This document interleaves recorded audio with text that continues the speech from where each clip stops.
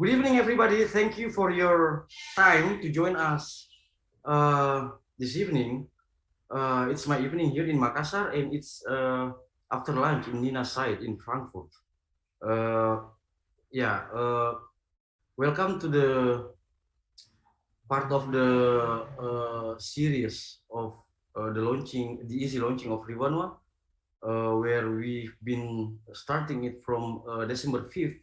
And then it will run through December 19th for 15 days. During this easy launching, we have hangouts, talks, and workshops. And what Riwanua is, you can find it. You can find it through our website, riwanua.ide. You can also go to our Instagram at Riwanua, and also you can go to our fan page in Facebook at Riwanua. So the website is in English and Bahasa Indonesia. And this evening we have a special guest, a friend that we've been conversing many times. Every time we meet, we always meet online or offline. We always converse and we always discuss and we always talks about this eastern part of Indonesia. That's the reason why we give the title of this meeting tonight, Cerita dari Utara, or Story from the North. The North here defines in many aspects. First is that Nina, our guest, Nina Oeghoede, who has a strongly culturally rooted from the North Sulawesi, from Sangihe-Talaud, and also because he was born in the northern hemisphere of the world, and then he's been living there, and now she is sitting there in Frankfurt, in Germany, in the northern hemisphere of the world, while I'm sitting here in the southern hemisphere of the world. So this is like a south and north dialogue or conversation. And yeah, that's the reason. That's the reason that we make it up as the title of Cerita dari Utara, or the story from the north. So yeah, it's now YouTube live can be accessed this conversation. Cerita dari Utara, or story from the north, is actually Nina's family story, which runs from the Talaud Island in North Sulawesi via Papua to Europe and back again. So this is also similar with the effort of Nina and family, the effort of coming back again to the northern part of Sulawesi, and also northern part of Sulawesi specifically, and then in the eastern part of Indonesia generally. So yeah, it's the story of three generations, from Vaderzegen Oeghoede, who mapped the inland of Papua, to Dirk Oeghoede, who became a visual artist. And as far as I understand, Nina, please correct me if I'm wrong, that Dirk Oeghoede was part of the lecturer in Jakarta Arts Institute. Yeah. In the 80s, yeah, and in Bandung also. Yeah, in the 80s. And Nina Oeghoede herself, who works as a writer and also a translator. This story from the north is also a story of fluidity and change, intercultural influence, and an exploration of what it means to be a person in an ever-changing world. Then, as part of Riwanua's Easy Launching, we invite Nina Oeghoede, our friend, and then she will tell us her story from the north, Cerita dari Utara. Nina Oeghoede was born in 1977 in Hertogenbosch, Netherlands, and he is a member of the Oeghoede family from the Manggarang, Kabaruan of the Talaud Islands. She spent part of her childhood in Indonesia. She will elaborate more about this, which location that she spent her childhood, where her father worked as an artist in both Jakarta and Bandung. And then she received a Master of Arts in Philosophy from the University of Ghent, Belgium, and works as a writer, translator, and editor of literary and contemporary art texts. The recent article she worked include a study of Pramoedya Anata Toer's novel Arus Balik, which never been translated to English. But I think that it was translated to Dutch, right? But in English.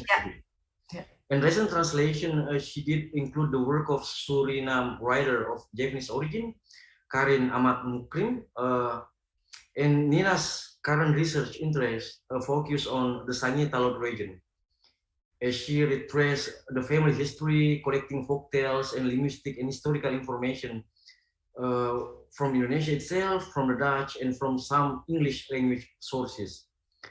As far as I remember, that Nina and family, they actually tried to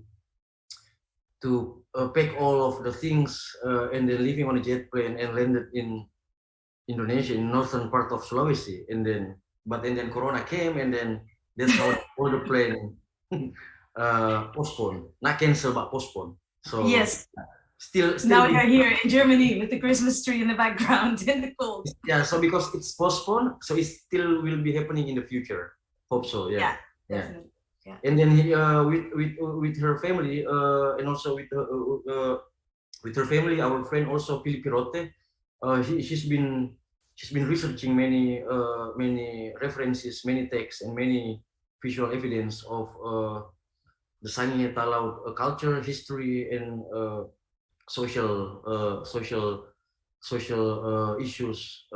And yeah, I'm not going to be very long to introduce this session. And then here I give the mic to Nina. Nina. Okay, so ya saya coba bicara bahasa Indonesia ya.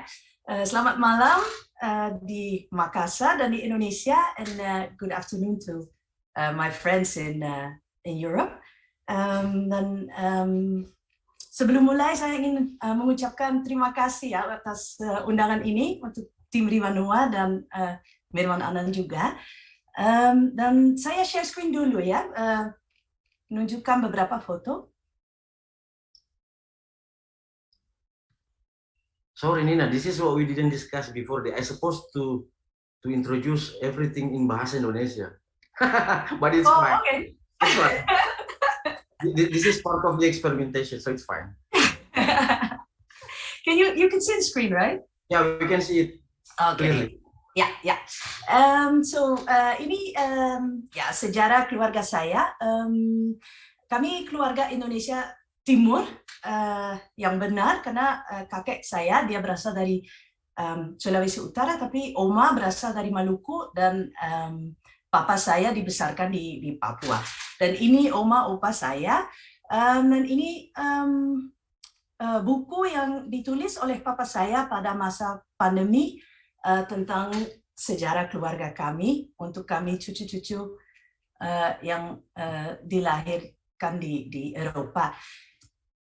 Kami, keluarga saya berasal dari Kepulauan Talaud, Pulau Kabaruan, Kota Manggarang di sini. Ini adalah rumah di mana lahir kakek saya di Manggarang. Ini ada Opa Ishak Ughude dengan istri kedua, Oma Ruth. Ini adalah foto dari makam dia dengan Oma Ruth, dan juga makam adiknya. Dan dari pihak ibunya, kakek saya keturunan dari seorang misionaris, Peter Gunther, misionaris Jerman, dan dia tiba di Manggarang di kira-kira pada abad 1850-an. Dan dia memperkenalkan agama Kristen di Manggarang, dan ini ada Rosalina Gunther, dia cucunya, dan ini ibu kakek saya. Dan ketika opa saya 17 tahun, dia pindah ke Papua, ke Serui, untuk mendapat pendidikan dan juga cari kerja. Ini ada foto terakhir dari opa saya di Talaud dengan, saya pikir dengan pakaian asli Talaud. Dan dia punya buku harian, dia menulis pada bulan Oktober 1930, saya berangkat dari Talaud Manggarang dengan kapal KPM, tiba di Serui pada tanggal 26 Oktober 1930. Dan dia melanjutkan dengan menggambarkan kerja dia. Dan di Serui, kakek saya bertemu dengan oma saya. Oma saya ini anak yang duduk di sini, Rika Sanaki, dan Oma Rika Sanaki berasal dari Saparua dekat Ambon, dan dia lahir di Tangsi karena bapaknya, bapak yang berdiri di sini di belakang, dia seorang militer. Dan mereka nikah, dan oma saya dilahirkan 11 anak di 6 desa yang beda. Nina, before you continue, sorry to interrupt you, but I'm texted by many friends that they are following the discussion via YouTube, and then they say that is it fine if Nina speaking bahasa in English because they don't speak bahasa Indonesia. Some friends some friends from Europe, and also from some areas in Southeast Asia, like from Philippines. Yeah. Okay, yeah, no problem. Okay. So this is my grandma sitting here in the chair. As a child in Saparua, and she's from Saparua, which is near Ambon, from the Moluccas.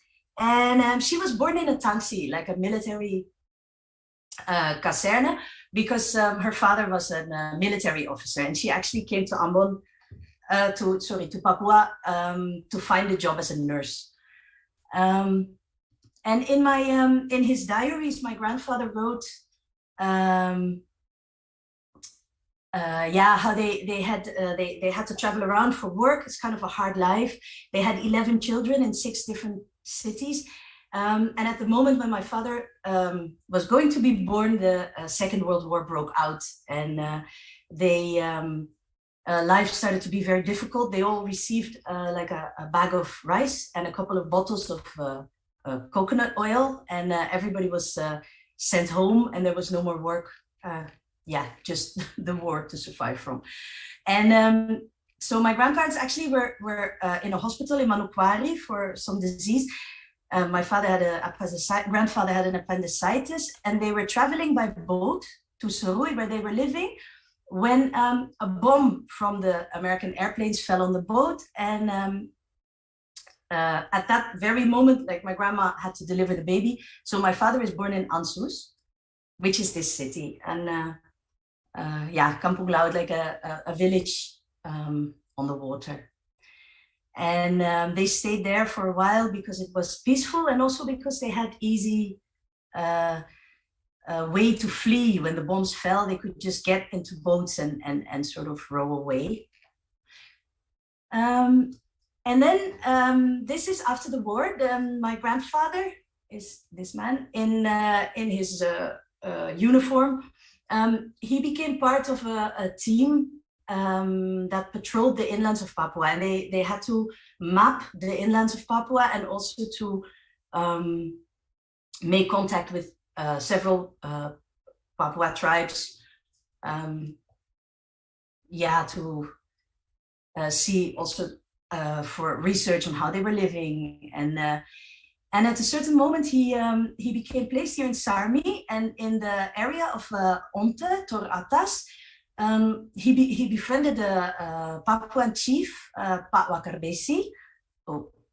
And they became actually very, very good friends. And they became, they gave each other a lot of advice. They had a lot of talks. And this is a picture of a tribe in Papua. It is not the tribe of Pak Wakarbesi, but it's kind of similar. Because I couldn't find that specific tribe. And at a certain point, the relation got so intimate between the two of them that Pak Wakarbesi gave his eldest son to my grandfather and asked him to take him to Sarmi to get a better education, so that he could learn about life outside of his tribe, outside of the forest, and then come back to become a better leader. And my grandfather agreed to this, and because the boy, Danchi was his name, was a little bit older than my dad. They actually, for a couple of years, grew up together. They played a lot together. They received an education together, and they joined the Boy Scouts together. So this is my father, and this is Danchi.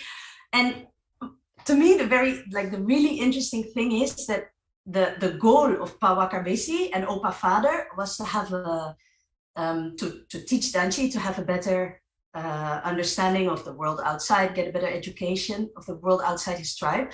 But because these two teenagers actually one influenced another, it was not only Danci who got like another worldview, but my father's thinking also changed and was very much influenced by these youthful encounters, which really just by hanging out together and playing together. I mean, there's many family stories of Danci who try to, with a bow and arrow, like shoot a jambu out of a tree, and the arrow getting lost in somebody's house and people afraid that Papuas would attack, and a lot of things they experienced together. And many years later, my father actually moved to Europe. He became a visual artist. But until this very moment, you can see in his work the influence of this Papua culture. And this is an example of his work. He uses a lot of feathers, a lot of, there's the calabash, very bright colors, a lot of wood and organic materials. And it is very clear that not only Danci gained something from this encounter, but my father also, I think, gained a lot from that. And he has, here are some of his bamboo installations. They actually look a little bit like, you could totally, I think, imagine the forest context with them. There are also bamboo objects which move around. When I was small, I used to have recordings of the forest that he put in his installation, and they were like kind of like animals in bamboo that sort of, crawled around our house in many ways.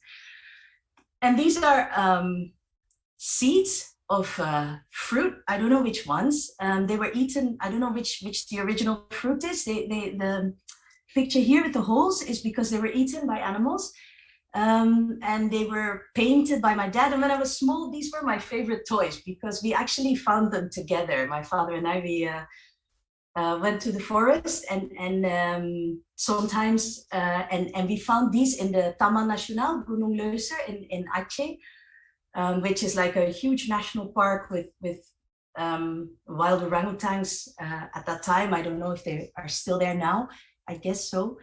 And for a couple of weeks, even months, we lived in this forest. And this was our house. Just the three of us, my mom, my dad, and me, and one biologist, a researcher. And this was our little hut. And this is my dad with very ugly socks. They are made, actually, I'm sure, sorry, Dad, to show this picture, but had to be done. So the socks are made of, I looked it up in Indonesian, tasgoni, Ute. Anyway, they were made by my mom because they protect your skin from the blood, how do you call this? Bloodsuckers and other insects. And it's a real hassle and very, very hot. Because my mother, for my dad, she only made socks, but for me, she made like a suit up to here. So I was 5 years old, like covered in this very hot, very difficult fabric. And then I could follow my dad to the forest, and I would not hesitate. If he asked me, I always went, however hot or problematic to walk these clothes were. So that's a little bit his history. And I think because I grew up between two cultures, between the East and the West, I finally ended up becoming a translator, because I think it doesn't often get a lot of attention, but I think the job of translating is just really interesting, and to me it's very exciting, because it's to me it's much more than just translating from one language to another language. I think we translators, we also translate ideas and ways of thinking from one culture into another, and from one medium to another, and to me, I think translation can be seen in a very broad sense. Like, for example, I've translated audio, transcribed it into written text. It could be like folk tales or oral traditions that become like an art performance, for example. maybe some narrative structure that becomes another narrative structure. But I think every good translation is really a transformation of meaning, and I think a transformation of meaning always happens when people meet each other, like we meet each other now, and yeah, and it's just really exciting. That's why I made the example of my father and the Papuan boy. It's very exciting to see that both people are changed by the encounter, so to say. And maybe a good example, for example, I studied philosophy at the university, and for my master's thesis, I actually wrote about the mystical experience in the Christian religion in the 14th century, and I compare it to the experience of Nirvana in the Buddhist religion. And to be fair, I really don't think I succeeded. I think I failed miserably in comparing those two. But what did happen was that my ideas about translation grew. I thought maybe at that time, I thought maybe it's not just like trying to translate words from one language to another, but this is really to see if a concept from one religion can be compared to or brought to a concept from another religion. And that really, yeah, sparked a love of language and translation in me. And lastly,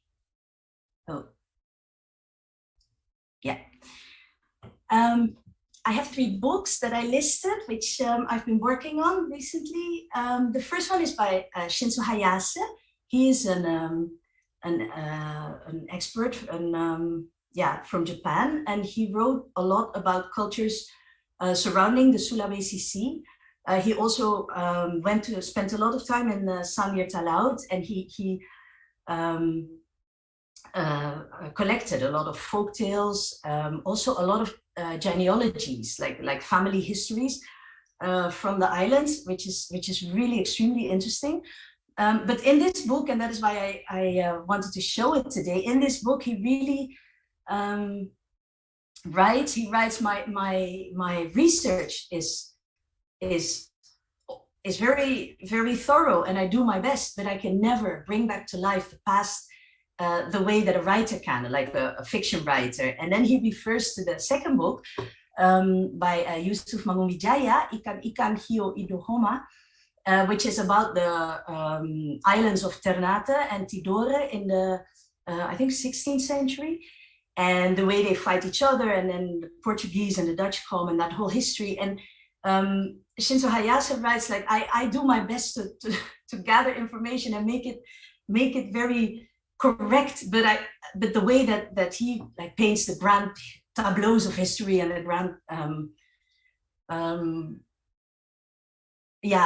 the way that he brings back to life the way that he brings the past to life is something that we need a different discipline. Historical research has to become fiction writing, and that to me is also interesting, and it's also an example of a way to translate meaning or transform meaning.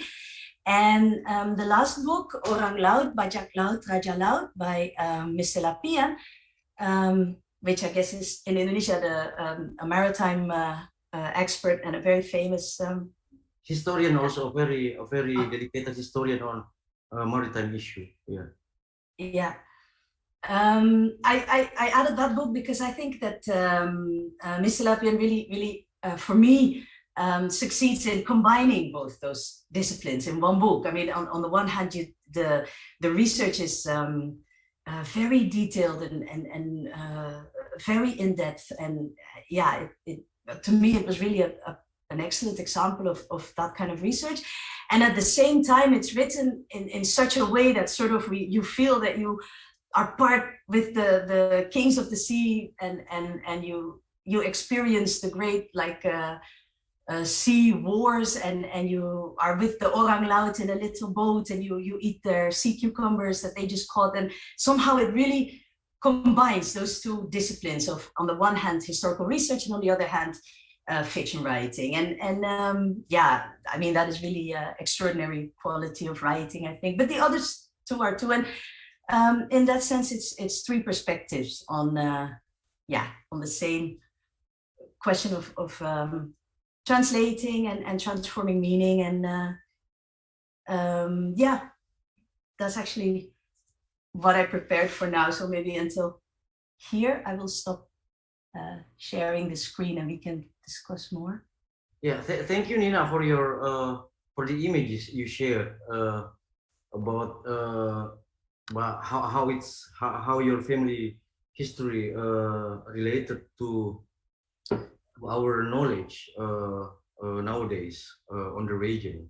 You, for example, mentioned the best book I ever read from Y.B. Mangunwijaya, because yeah, he wrote many books like Burung-Burung Manyar also he wrote, and also but the one that you show is the best one I ever read from him. And oh really? I only read this one. I know of the other ones, but I haven't read them. So. Yeah. So yeah, a couple of times we discuss and we converse about that. You're actually also really interested to track back the archive of the Talaud, the Sangihe-Talaud history. How is it going now? How's the process? How it was started, and then what did you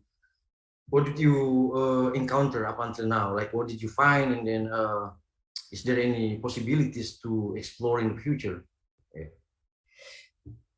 Yeah, the plan, like you said, our plan was to really pack up the whole family and move and spend time in the area, which would have good, I think, for any research purposes is very, very necessary. But we were sort of handicapped in a way by COVID, stuck at home. So we started to think of different ways to keep in touch. And I think, like we discussed.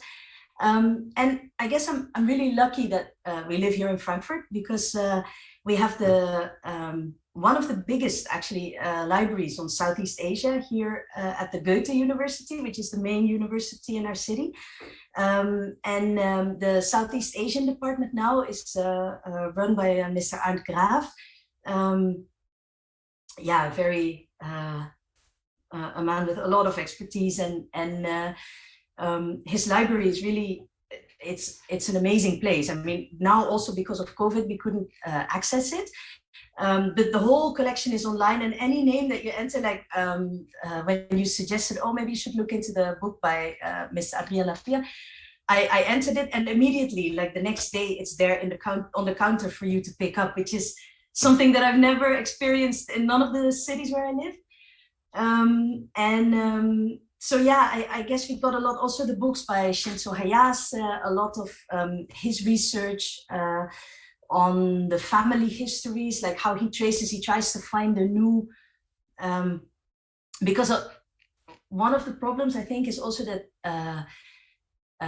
in Sangihe-Talaud there's a lot of oral tradition that maybe hasn't necessarily been written down, and it's it's a very different way of also accessing that history if you can't go there, but also I think to think of how to maintain it, because if you want to, this is one of the questions that we thought about, like how do you maintain, like how do you say that, record oral history? If you write it down, then it's necessarily not oral history anymore. So is it something that you would keep telling to each other, or is it we found an example by Fridus Stijle, which is somebody who Moluccan expert in exactly.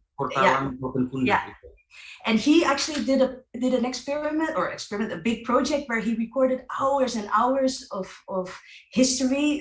This was then specifically in the context the last Dutch people to during the time of the war, when all the Dutch were being sent home in the 50s, and I went to Holland to listen to that, because you really hear their voices again. And then we thought, oh, it would be great if one day we could do something like this, maybe similar, with people from Sangihe-Talaud, with and maybe find a way of recording an oral history like that, because it's very difficult to to record it. And also, if you record it, it's always one point in time because it's such an organic and living thing.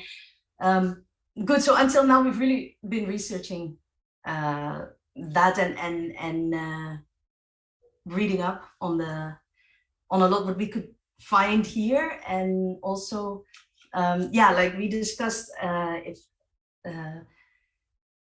seeing which archives we can access and how we can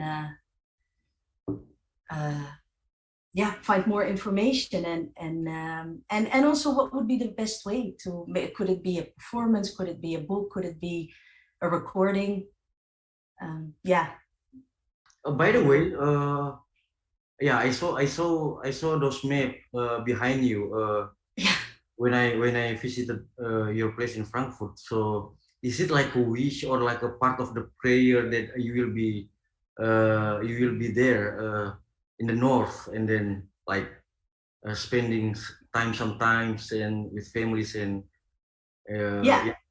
exactly. When COVID hit, I got this map because I thought, we shouldn't like get all comfortable now in Germany and remember this. We should really remember our goal. So I stuck it to the wall. So every day when I eat dinner and my family eats dinner, we look at that map and that's where we want to be one day. So and we have actually Maluku on the other side, as you know. Like when you open the door, there's Maluku on the other side. Okay. We in Makassar, actually we also grew up with names from our brothers from the North Sulawesi, like the name like Ratulangi, the first governor in Sulawesi, and also Robert Walter Munginsidi, a very famous martyr who was sentenced to death in late 40s, I think.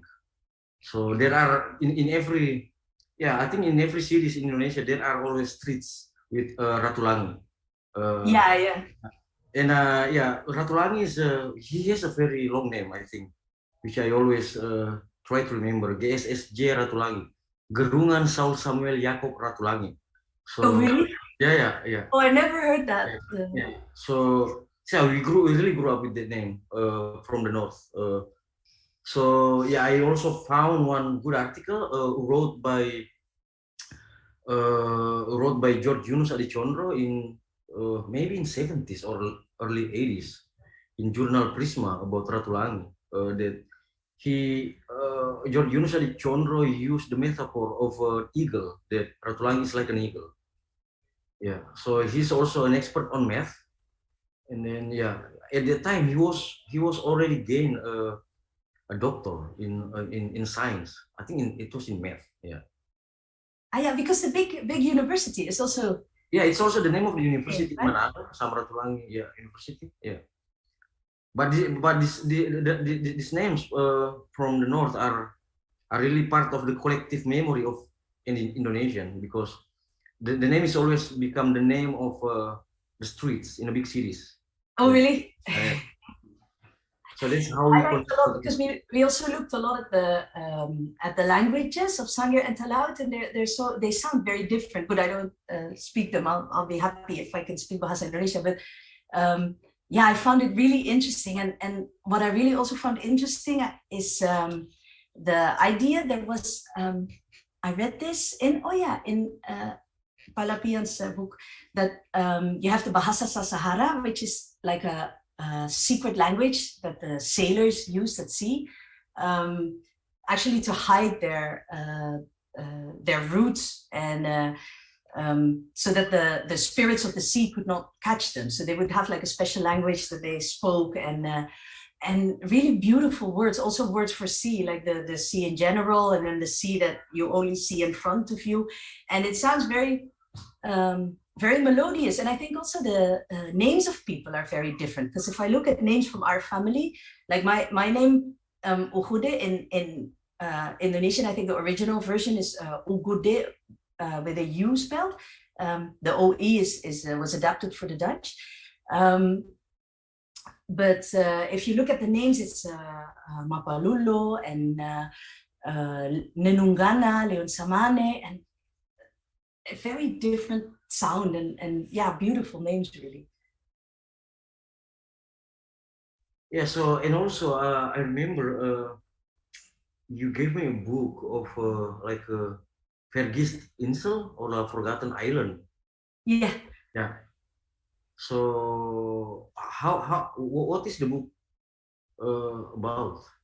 Maybe you This can. is a show that they did in made by two anthropologists in I think for the Museum of Dresden, I think. And they actually went to the islands for 2 months to Sangihe. I think only to Sangihe. I don't remember if they also went to Talaud. And they lived with families and they recorded also the whole culture and also the festival that they have, the New Year's festival where everybody dresses up and they go like in a big parade dancing in the street. They used to also have masks. I don't know if they still do that, like cardboard masks, which was really quite interesting. These women, I think, went there because the museum already had a big collection of objects from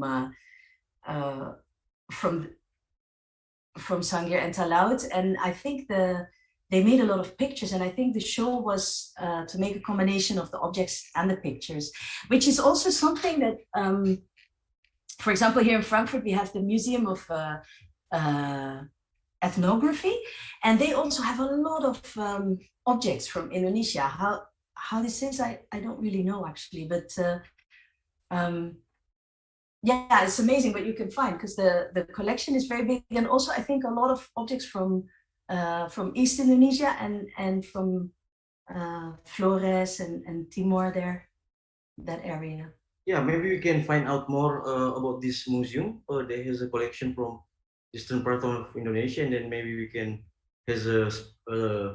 has a special session on this after we look at what's in there. And there's a question from our friend in Quezon City, Philippine, Mark Salvatus. He's asking that since you showed the archive of family, he wants to know that how to decide actually what to be in public and what is kept private. Because yeah, it's like a family archive that you show there. Yeah. Yeah, that's actually interesting. Well, I think it started out when my over the years, my father, my father's the eldest son in the family, and he had a lot of pictures. And after my grandparents died, we had a lot of, or he had a lot of material. And now he is getting older, 78, and he was cleaning up his house, and he was like, okay, somehow these materials will come to you, but during the pandemic, he took some time to write that book that I showed in the beginning, because he wanted for our generation, for the also my cousins and everybody who maybe never lived in Indonesia, that we know our history, because it's important to know your history. It's important to know your roots. So he wrote that book, and actually we went through all the pictures and all the materials that that we had, trying to look which is interesting, which is not interesting, and well, in the end, clearly to us, everything is interesting. But in the end, we thought it should all be shared, because things that are not shared, things that you keep to yourself, they will be in the cellar and then they disappear. So yeah, he put like all the information that we had, the pictures of my grandfather's diaries, everything we put in there. And then for this, I asked him like that. I said, okay, because maybe it will be a video that will stay on YouTube. And then he said, well, you just decide. It's your history also. So just decide what you show. I don't know. I never showed him the pictures of him in the ugly socks. So maybe he doesn't like it to be portrayed like that. But I think it's just important to share the things that we have, and I think it's when you asked me for this talk, I thought, is it interesting to show like photos from our private family album? Should I not more talk about like books that have been published or whatever? And then I thought, no, actually it is. Well, I hope it was interesting to even to people from outside our family, because somehow, yeah, it gives it a more personal touch. And my aunts and uncles, I invited them all to this lecture, because this is actually, I made it into 3 generations, but we have a very big family, very tight family. And like I said, my grandma had 11 children, but one of whom has already passed away, or more, but one as a baby. And they were all really enthusiastic that we shared this information. So, yeah. And also, about the kids, because as far as I know that you have two beautiful kids. How do you transmit this history to them? And then, is it also that you try to introduce bahasa Indonesia as the language that your father used before? Yeah, well, first of all, through songs, I think Eastern Indonesian people, we like songs. My grandmother was from the Moluccas, so we have a very strong family tradition of singing, and every birthday party, every Christmas party, we are lucky to have some professional musicians in the family, and also very good non-professional musicians. So it's like one burst of music and fun, and all the kids get carried away by it. And I think they can all, even us, when we were younger, without speaking Bahasa Indonesia, we can all sing all the songs. Because actually, I found a very beautiful rowing song from Sangihe, and my father sent me recordings of this. And I thought, okay, if I have enough guts, I will sing it to you today. But then I thought, no, maybe... because that, like, the picture that the song went with, it fell out of the slideshow. So I think through music they have a lot of, and I think all of us really feel very Indonesian, and are very proud of our heritage, even though, I mean, there's different, some of us grew up in Holland, and I lived there as a child, but some of my cousins went to work in Indonesia when they went to work in Papua, went to work on Java. Some didn't, but I think everybody has a very strong connection. And to my own kids, I really try to transmit it, although it is more difficult in Germany just by ourselves. So we're always happy when friends like you or others visit, and we try to go to see our friends as much as possible. I try to read them like children's books. But clearly it's much easier if you have the whole, because even if they don't speak the language, if you have the whole, like all the aunts and the uncles and the cousins, then it's so very different from the way that a Belgian or a German family is set up, or a Dutch family. So yeah, I think nobody ever forgets their roots here. That's really good, and also it's really interesting that because of your effort to preserve and also to practice the history, the roots. It's really for me. It's really interesting to explore more there. In terms of songs, you mentioned songs. Do you remember one particular songs, like the title, and then that you always? It must be the song that in the list every time you meet with the families, and also that you mention to your daughters. Yeah, there are many. We actually made if I would show it, I have to get up. But we made a songbook with our family, like with a CD and everything. Yeah, it's fine. Yeah. Shall I get it? Yeah, it's fine. Yeah. Okay.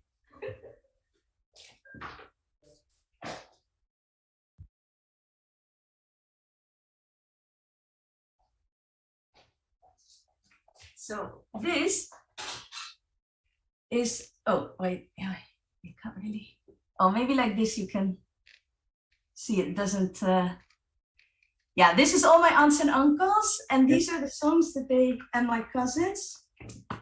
Oh yeah, and this is actually a picture of my family when they sang it in Papua. So this is my grandparents, and here is all the, but now you see, yeah, so you have Waktu Hujan Sore-sore, you have Lembe-lembe Toyandoyo, Iring Dikau, some Dutch songs that are typical too. And one of my cousins is actually, they have their own recording studio. So they also recorded this also for the next generation again, like for my children who maybe don't grow up with this whole setting of the later in their life, that maybe yeah, you don't, everybody will be scattered around the world and around Europe. So who knows if they will still have these big kitchen sessions of music. So at least they will have the CD and the book and the text, and all the notes are in there if you want to play guitar or any instrument. One thing also, because of I remember that we discussed about the work of Pramoedya Anata Toer, Arus Balik, which is really also very strong and very important work of him. Talk about the cultural tide turn that is at the first time it came from the south to the north, and then everything now coming from the north to the south. So maybe you can and also the project you work on this book of this Arus Balik. Maybe you can also talk about, since this is about cerita dari Utara. Or, yeah.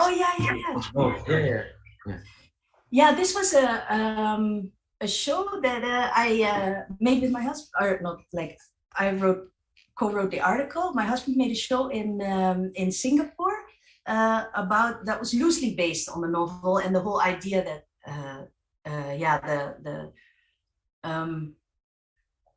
the article that I wrote anyway was, or we wrote together, was about the moment in the book where the queen and her son have a conversation, and the son, the king, wants to protect the land in his idea of protecting his kingdom from the coming of the Portuguese and then later the Dutch, and where the queen says, if you don't protect the sea, then all will be lost. And it's really about that. I guess that's a little bit the essence of the novel as well. Yeah, and we thought it's just a very interesting moment, because he, in the end, he does choose for the land, and then you see that he once he loses the water, he loses the whole struggle, and his kingdom gets overrun in the end of the novel. And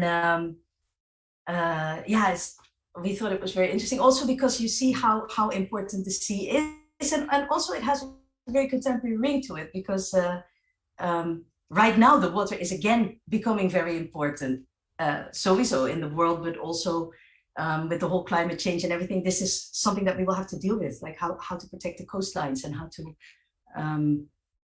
and also a coastline has always been, from I think throughout history, a place where new influences come. When new influences come, they usually come from the water. So that's what the article or essay focused on. And also, this is also because the work that hasn't been translated to English, this Arus Balik. So as far as I remember, also that Philip has been trying to find any way to how to bring this work to English. So I hope so that someday in the future it can come to reality, that international readers who read in English can also access this book. It's I don't know, it is strange, because a lot of the other works were translated into English, and I think only for this one, only the second chapter was translated, I think by John Rosa, but also as part of an article or of an essay.